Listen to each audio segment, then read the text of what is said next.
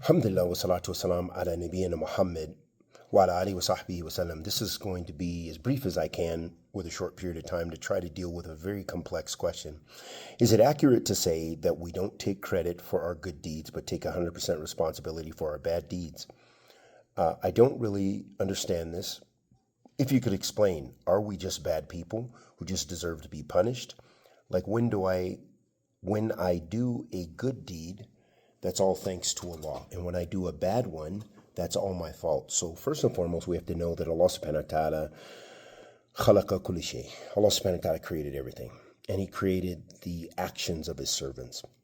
And Allah subhanahu wa ta'ala also gave us limited free will, you would say, in that we are able to make choices. Otherwise, we wouldn't be punished.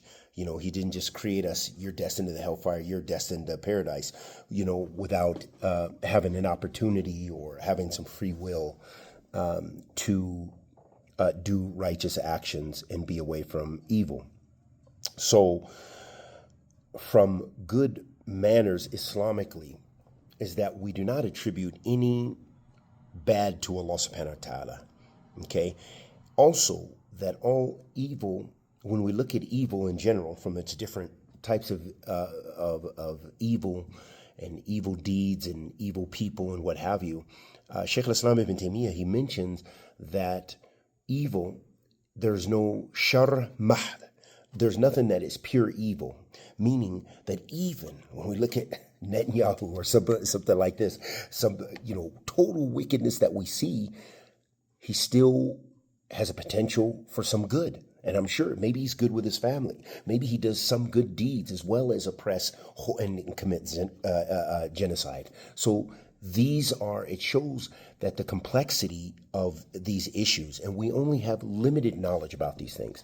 So from good Islamic adab and your relationship with Allah subhanahu wa ta'ala is that we only associate the good with Allah subhanahu wa ta'ala. We don't say, oh man, look at that car wreck. Allah, you understand. We don't attribute or something that was evil.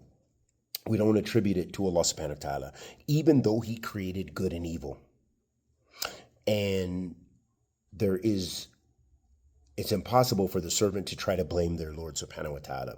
So associating all good to Allah subhanahu wa ta'ala, because we would not be able to do the good without Allah giving us that ability and the means and so forth. Hopefully that gives us a little bit of insight to a very complex question. And we ask Allah subhanahu wa ta'ala the Almighty for tawfiq. Wa sallallahu wa sallam ala nabiyyina Muhammad.